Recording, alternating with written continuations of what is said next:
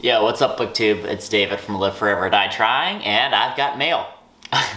Now, I really hope y'all appreciate this because this video is physically painful to make. I don't know about y'all, but having books or boxes that I know are filled with books, in this case over 30, having them sit in my living room and not being able to open them because I'm filming this video, it's been a trial. It's been a trial. So let me know if you want to see more of these, because as it stands right now, I don't know if I want to make more. I kind of just like opening the things, you know? But anyways, so I've got two big boxes here you see from the University of Chicago Press, and then 3 of these little packages that I think are single books. The University of Chicago, they actually had this kind of massive sale that I was turned on to by Peg over at the History Shelf. I'll leave the information for that down in the comments below. But I got about 35 books from them for like between 70 and 90% off.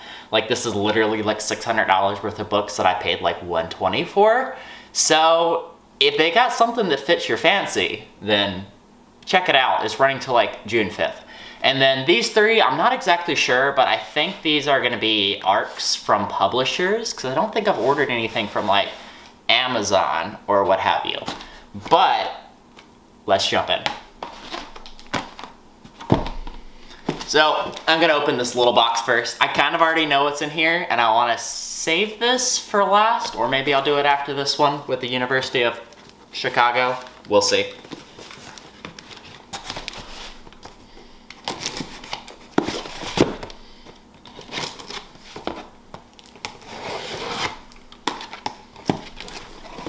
And yeah, let me know what you think about unboxing videos. I've always thought they were a little bit strange, but maybe it gives like the viewer a little bit of a dopamine rush, kind of like a, you know, you're living vicariously or purchasing vicariously through me.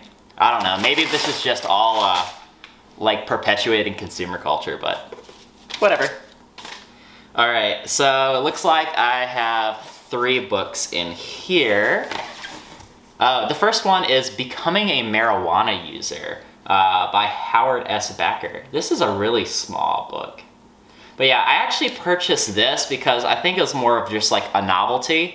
If I remember, it was published in like the 50s or the 60s. So the inner cover says, OG Kush, Sour Diesel, Wax, Shatter, and Vapes. Marijuana has come a long way since its seedy days in the back parking lots of our culture. So has Howard S. Becker, the eminent sociologist, expert on deviant culture, and founding of NORML board member. When he published Becoming a Marijuana User more than 60 years ago, hardly anyone paid attention because most people didn't smoke pot.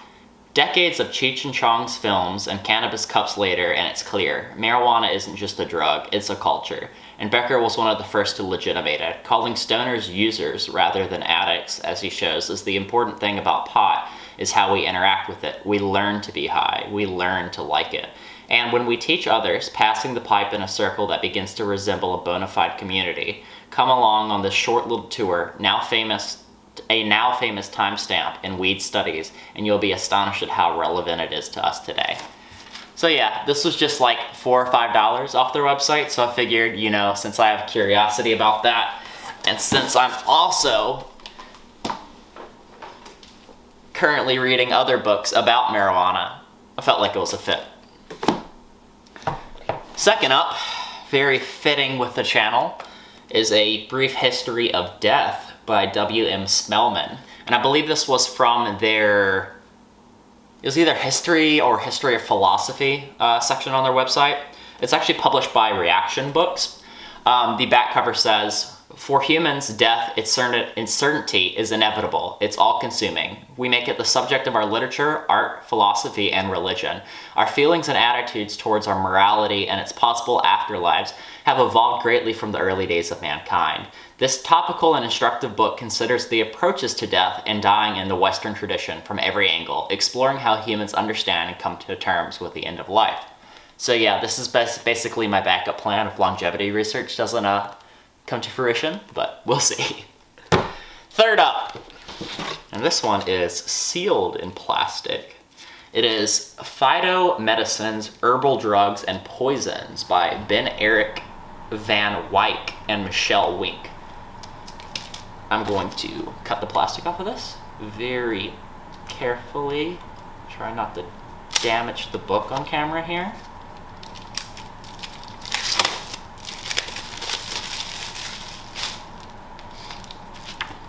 Ooh, I'm glad I did this. So, wow. This apparently is a really well illustrated book. So here we have pills, tablets, tea mixtures, and African tinctures and teas. What are they talking about? Is this literally just tea? Yeah, okay. And we have some phenylpropanoids under phenolics and all the molecular structures. Huh. Okay, so this is like almost like a textbook of just like all the different plant medicines. I wonder if this covers like everything from like the Chinese medicine, traditional Chinese, to like the Ayurvedic, to European and pagan use and everything. Huh. It's almost like a reference material in a way. Huh. Could make a good coffee table book too, but yeah, I'm really looking forward to diving into this. It kind of goes along with all the other drug studies books that I've been reviewing here. Well, that's the first box. Going to jump into the individuals now. And first up, we have from the Ohio State University, The Terrible Unlikelihood of Our Being Here. So this was sent to me for a review. I believe this is either coming out soon or has just come out. But if I remember correctly on their website, this was advertised as creative nonfiction. So more of like almost a literary work than, you know, a proper study of plant medicine or philosophy of death or what have you. And it seems to have a really interesting topic. So it says, at their family's New Jersey seaside cottage, Suzanne Pala Antoinette's grandmother led seances, swam nude, and imaginatively created a spiritualist paradise on earth. In The Terrible Unlikelihood of Our Being Here, Antoinette chronicles how that unique but tightly controlled space she began to explore the questions posed by her family's Christian Science beliefs, turning those questions secular. What is consciousness? Does time exist? And does the world we see reflect reality? In this book, scientific research, family story, and memoir intertwine to mimic the indefinable movements of quantum particles. Antoinette reflects on a life spent wrestling with bipolar disorder, drug dependency. I didn't even remember reading that, but apparently we're really full on this theme. And the trauma of electroshock treatment. Jesus. Exploring these experiences alongside conversations with some of the leading neuroscientists and physicists with our psychics. Psychics or physics? No, it doesn't have an H, it's psychics. The result is a meditation on the legacy of family, on thought and being, and what we humans actually ever really know about the world. So yeah, it seems like part memoir, part philosophy, part exploration of metaphysics? I don't know, it comes in at just a little over 200 pages, but it seems fascinating. I really look forward to getting to this. Maybe I'll touch on it in April. We shall see. All right, number 2.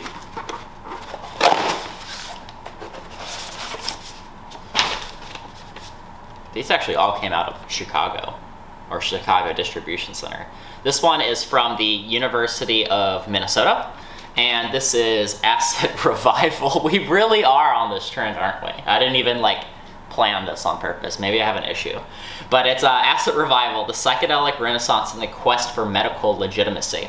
And without reading the back cover first, what's very interesting is there's a lot of studies going on around ecstasy and MDMA, which is technically an amphetamine and a psychedelic, in treating PTSD and helping people recover from different mental illnesses like that, especially our soldiers and whatnot. But acid and psilocybin are going down the same path. I believe there's studies currently going on with Johns Hopkins University. And the really interesting thing is they did a lot of this research back in the 60s, and then it kind of disappeared or was wiped away. And then now it's doing kind of like a resurgence almost. So I'm hoping this covers a lot of the historical timeline, but also covers a lot of the newer science.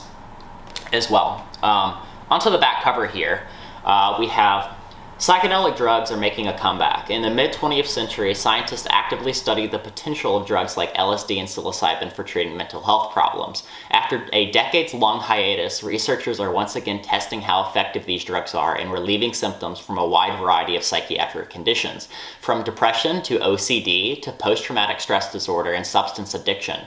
In Asset Revival, Danielle Gifford examines how these researchers and their allies are working to rehabilitate their psychedelic drugs and usher in a new era of psychedelic medicine.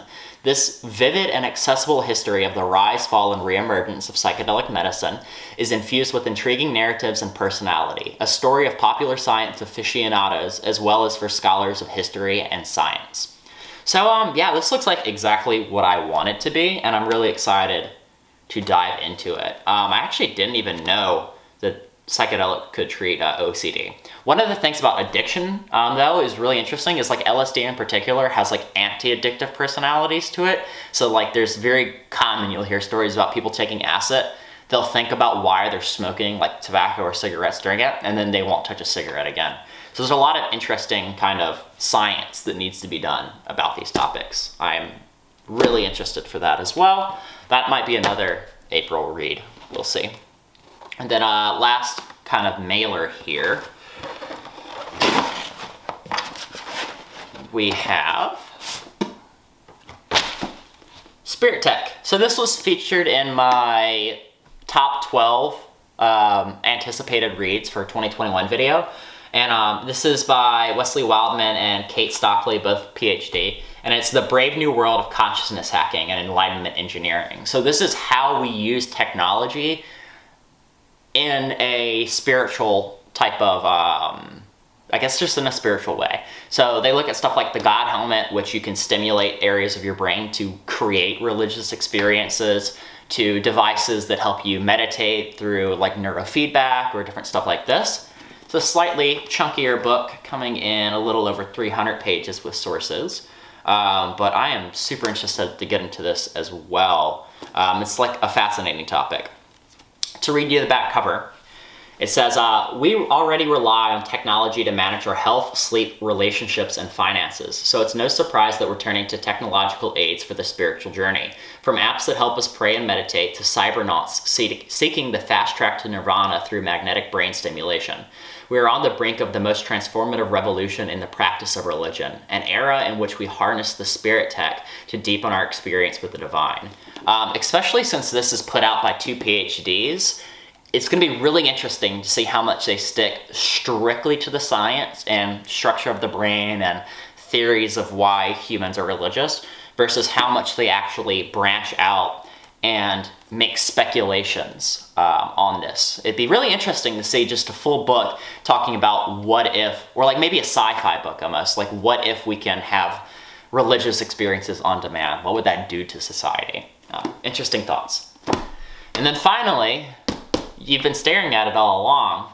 This is actually, oh shit, the Makers of the Modern World complete set. So if I remember correctly, this is a 30 book set of biographies, and I believe they're all about 200 pages. I feel like Peg at the history shelf might enjoy this, but maybe she's already read about a lot of these people. The website actually didn't have a great description. It just basically says here's like 30 of the most influential people of, you know, the last 100 years or whatever. But we shall see. I didn't actually even tell you who was in the biographies. Wow, this is just piles of books. So, flip it up for you here. Yeah, it's just like books on books on books. I was curious if it was gonna come in like almost a cloth set sort of way. Like, you know how they have those book boxes that you have all the books to fit into? That ain't this, apparently. So, I guess, how do we do this? I guess, do I just show you the names on the books? I'm certainly not going to read the back of each of them. But yeah, let's grab one. just off the top here. So the first one we picked up is Woodrow Wilson.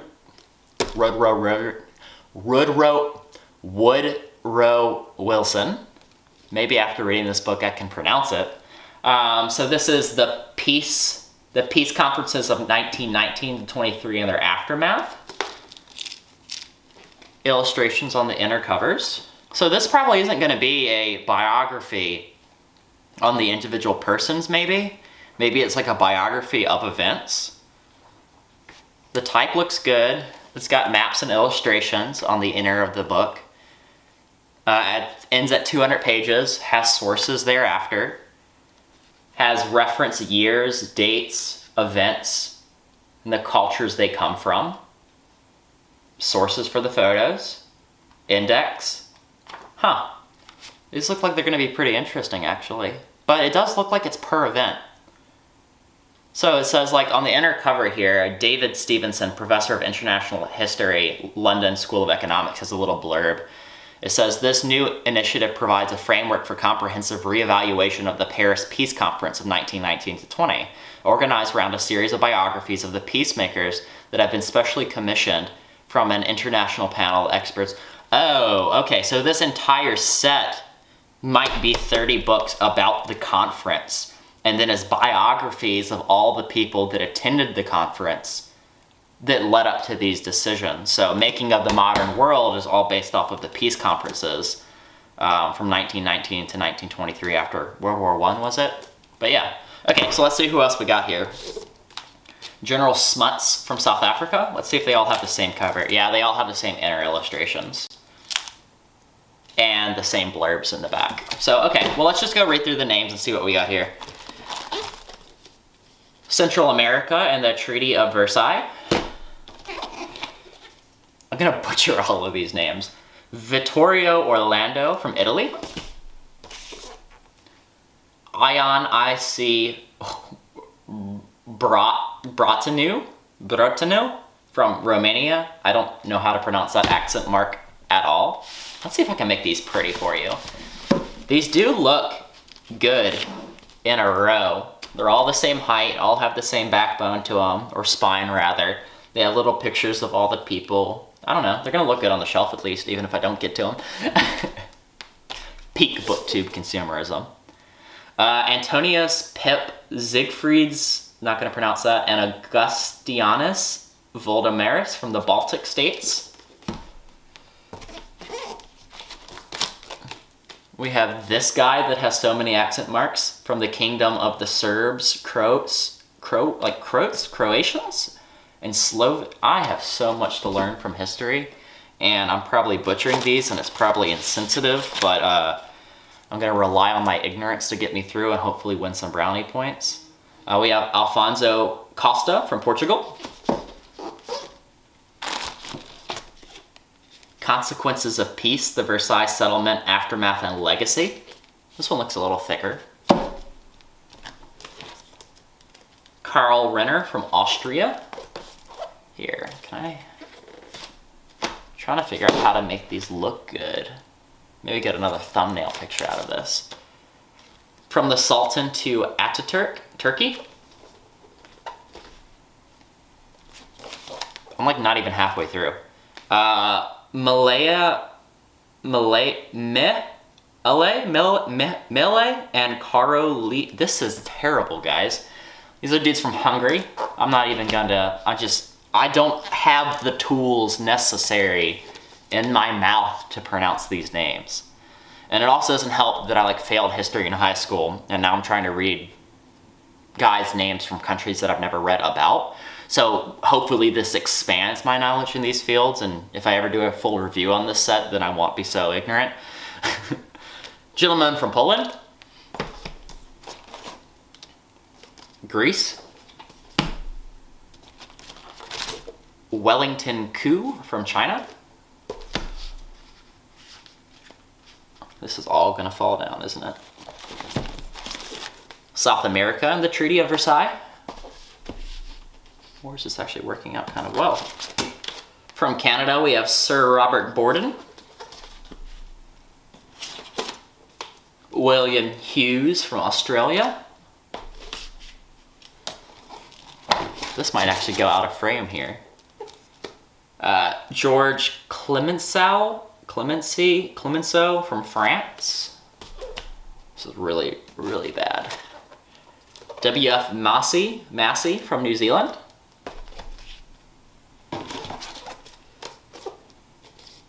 Bulgaria. Almost done. Chaim Weizmann, The Zionist Dream.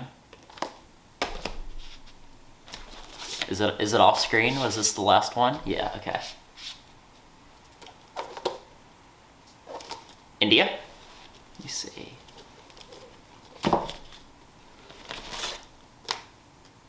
Southeast Asia. Building like a book fort here. David Lloyd George from Great Britain. We've got 6 left. Belgium.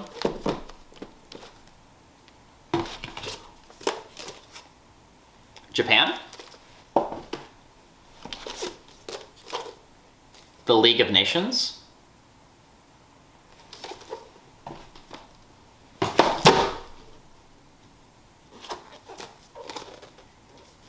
The Dream of Arabia. 3 more. Brazil. Germany, Friedrich Ebert. And Czechoslovakia. Okay, so that is 1, 2, 3, 4, 5, 6, 7, 8, 9, 10, 11, 12, 13, 14, 15, 16, 17, 18, 19, 20, 1, 2, 3, 4, 5, 6, 7, 8, 9, 30 books. So, yeah, I think I'm gonna leave it here with this tower sitting beside me. These other 6 books, so I got 36, 37 books in this haul here. It was a little painful, like I said, holding on to all this mail without opening it, but let me know if you want this to be a new segment or not.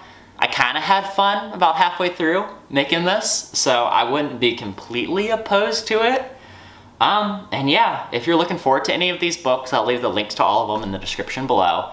In a pinned comment, you'll also have the information to the University of Chicago sale. I'll leave that below. And then of course all my links to the socials and everything. If you have any tips or anything you would like to see added to this form of video, maybe to provide more value, maybe if there's parts that you found boring, like reading the back covers, let me know. This is obviously a trial run at this type of video, trying to do my best Steve Donahue impersonation. But yeah, let me know. Until next time, peace.